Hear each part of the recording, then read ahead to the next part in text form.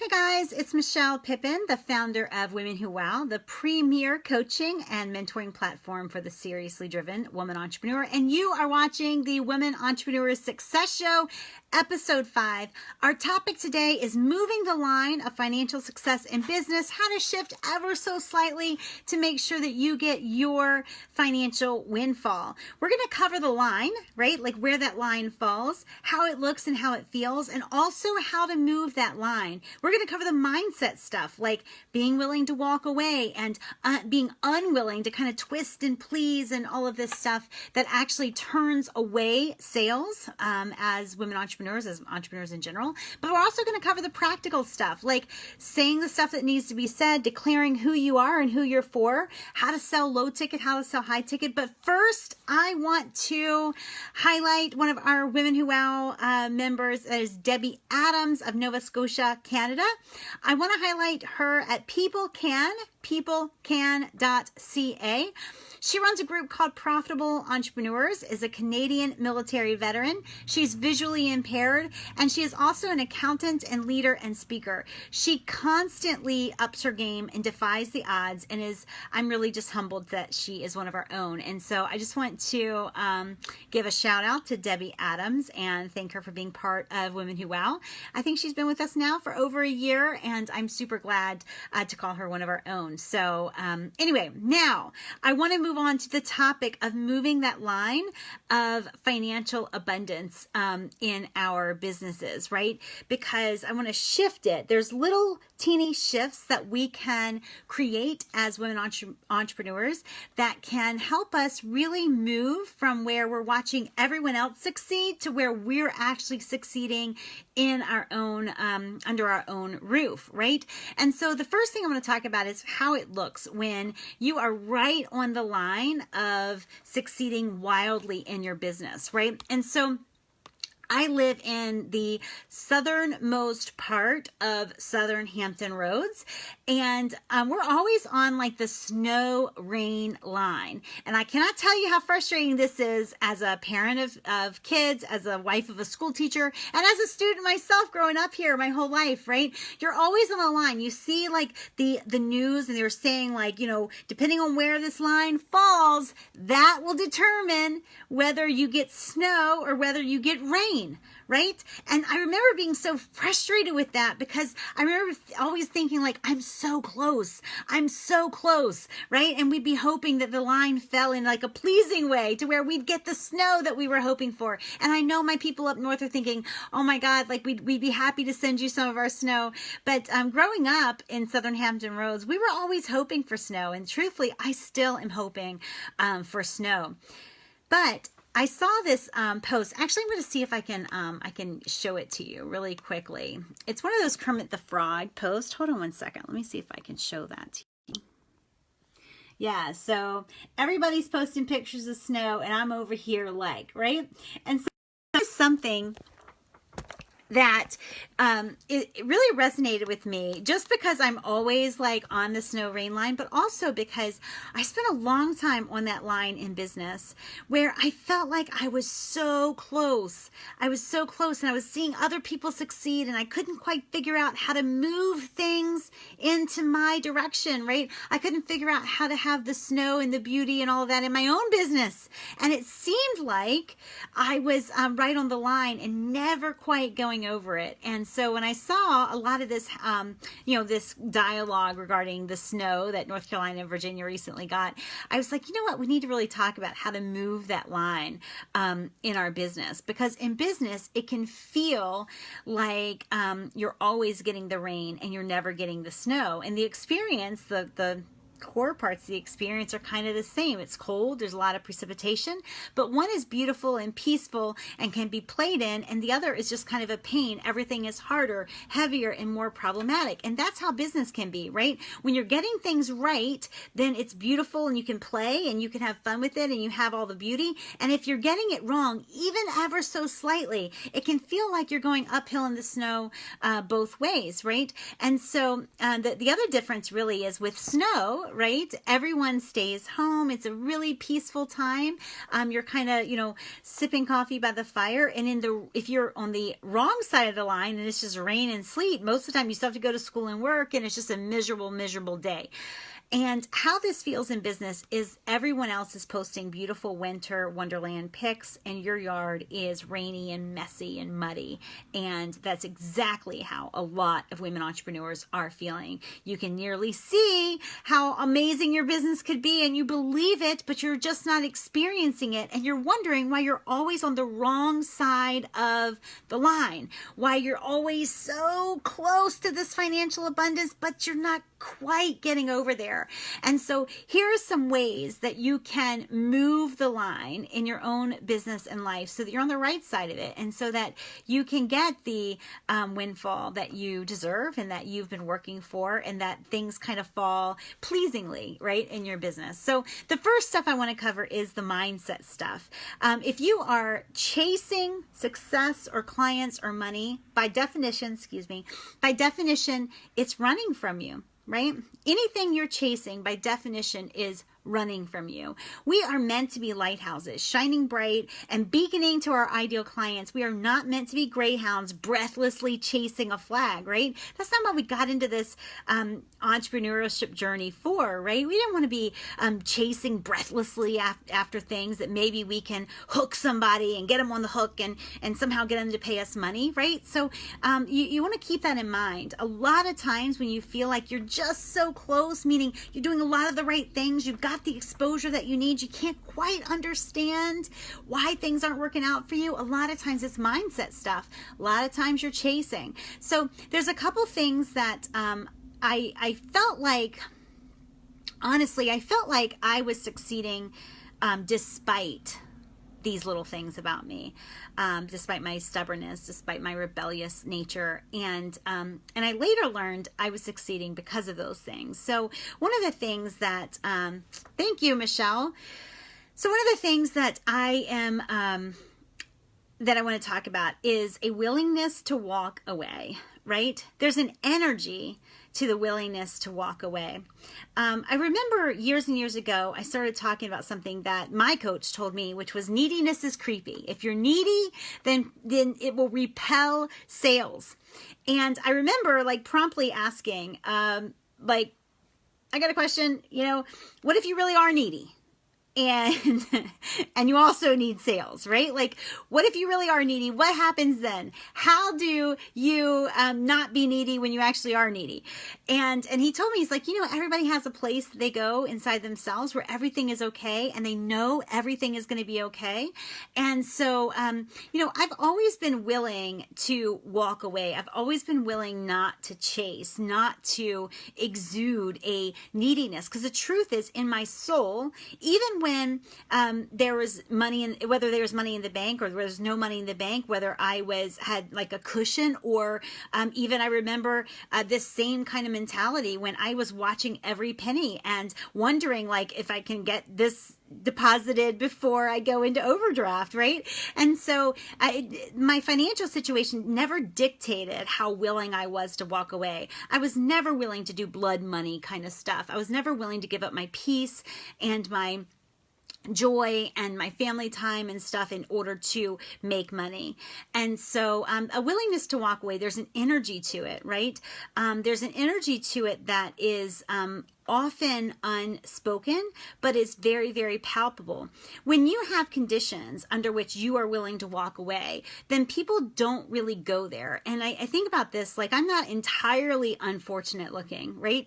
And yet I've had male clients, and I hear from women whose male clients get out of line, right? Their hand lingers on their hand at the table, or they brush their thigh when they're out to dinner. And do you think this happens even one time with me? Absolutely not. Why? Because people know I'm willing to walk away. They know that I'm willing to stand up right then and walk away. But it's not just with inappropriate, like advanced stuff. I've never even had to deal with that, right? But it's an energy, right? It's also can be applied to late pays, non-pays, non-responses, right? So if you're willing to walk away, there's a certain energy to that actually magnetizes people to you. It actually brings people in, because a lot of times people in general want to be willing to walk away from things that aren't serving them. They want that energy in their life, and it is immediately noticeable in the market. If you are chasing like a greyhound, right? People are going to they're going to ignore you. They're going to wait for you to have a sale. If they go then, they're going to not be really prompt in response. They're going to think that they can pay you whenever and pay you whatever, right? If you're a greyhound chasing them, then that's what they will assume. If you're a lighthouse and you're like, I'm going to do business the way I'm going to do business. I'm not going to chase you. I'm not going to bend my rules. Then there's an energy to that, and people are dramatically magnetically drawn to something like that, right? And it's why there are certain people who are victimized routinely. There's an energy there, like, I will accept anything on my behalf. And so for me, I always felt like I was succeeding, like in spite of me being intolerant of, Debbie Adams was featured at the beginning of this Women Entrepreneurs show. So welcome, Debbie from Nova Scotia. Excited to have you here. You're going to want to watch the beginning of the Women Entrepreneur Success show. But we're talking about the mindset of being willing to walk away. That we're talking about the mindset of making your own rules and having that energy of a distinct non-neediness, right? If you feel like you need your clients more than they need you, then immediately you need to go back to the drawing board and start really grounding yourself in the value that you offer people, right? So that you do not go in with that twisted view where you've got to separate them from their money, right? The truth is, you need to go into a sale believing that it's the only way that you can get permission to help them. It's very similar to how legally, if someone's choking, if they don't do the universal choke sign, you got to ask for permission to save their actual life. And in sales, you want to make sure that you are asking for permission. That's all that a sale is. So before you go into a sales conversation or even a digital sales pitch, you want to make sure that you're well grounded in what you're offering. You're well grounded in what they are going to be missing out on should they choose to walk away, should they choose to put this decision off, should they choose to ignore your offer. And so the mindset stuff, a willingness to walk away. And I encourage you, this is not something that just, you just wake up one day and say, I'm willing to walk away. This is something you can build very deliberately, starting right now. What are you willing to walk away from right now, right? Maybe it's just like illegal activity, right? Maybe you're just unwilling to do illegal stuff for money. Maybe you're unwilling, like in 2017, I let go of all of my private one-on-one clients. And it was a tough decision for me, but it was something that I was super excited about. I was willing to walk away. I also have been willing to walk away from long-time clients for misbehavior, right? For late pays or for, money games or whatever, right? These are things that I've become known for not playing around with. And so, and that non-neediness is actually a magnetizing thing. People want more of that in their life and in their business. So that mindset stuff. Be a lighthouse, not a greyhound. If you are chasing something, I promise you, it is running from you and it is affecting your business. And if you're chasing, you're going to oftentimes find yourself on the wrong side of the line where you know what's possible and you're seeing other people succeeding, but you're just feeling the rain. You never see the beautiful snow, and it can be quite frustrating. I want to get into some practical stuff. If you guys have any questions for me, definitely put them in the comments below. Practical ways to move the line in your business.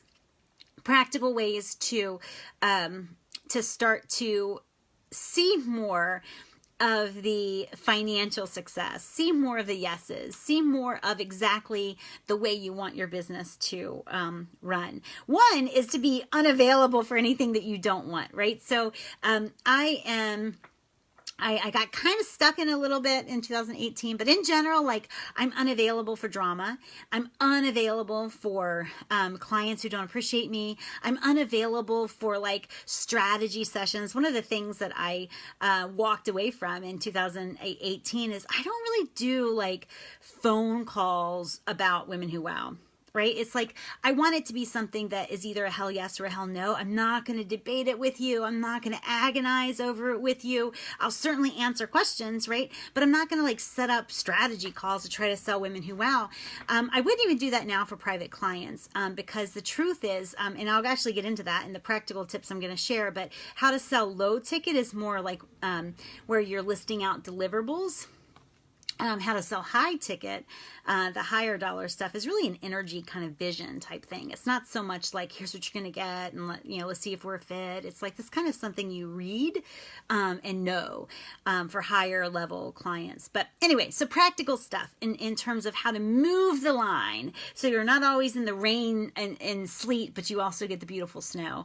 And if that doesn't make sense to you, then you want to start at the beginning of this. But the practical thing, one thing you can do to make sure that you are making the money that you want to make, you're seeing the financial windfall in your business, you want to make sure that you're saying what needs to be said, right? That you are talking into the recesses of what other people are avoiding. Last week, on this show, on the Women Entrepreneur Success Show, I talked about jealousy as an emotion that keeps us stuck. And this hit a chord. I had at least more than 30 people message me to assure me that they were not jealous of certain people. And it was, it really kind of boggled my mind. I didn't realize that would really hit a chord, but I did realize then and now, this is something, jealousy amongst women entrepreneurs. This is something that is deep in the recesses. It's in the corner of our psyche, and very few people are talking about it. And so when you want to make sure that you are in high demand, that you are the leader in your industry that people are clamoring to get to, you do want to be willing to call out what other people are ignoring, right? When I first started in this industry, really, the only thing I knew to call out was the fact that nothing anybody said was working, right? And so I was the voice that's like, don't do what everybody else says do. And I was the person who was like calling that out. And it was very much a differentiator for me. Hold on one second, guys. I've got to make sure I have, okay. I've got like 4% battery, so I'm going to have to hustle on. But anyway, so the saying what needs to be said, calling out the things. I used to call out what wasn't working, because that's kind of what my expertise was in, and what everybody said I had to do that I found that I really didn't have to do. And so, but I was always willing to call out what other people were ignoring. And so if you want to be in demand, then you want to start really going deeper with your content and figuring out where you can kind of rage against the machine, where you can call out something that everybody accepts as gospel that absolutely is not true. So that's one practical way to start to make more money. The second practical way is declaring who you are for. You want to let people know, you want to roll out the red carpet for who you are for, right? Who you're for, and not necessarily who you're against, but who you're not for, right? So as an example, one of the things I realized for me is I'm really not and Women Who Wow isn't the place for somebody who's trying to build a safe little local business.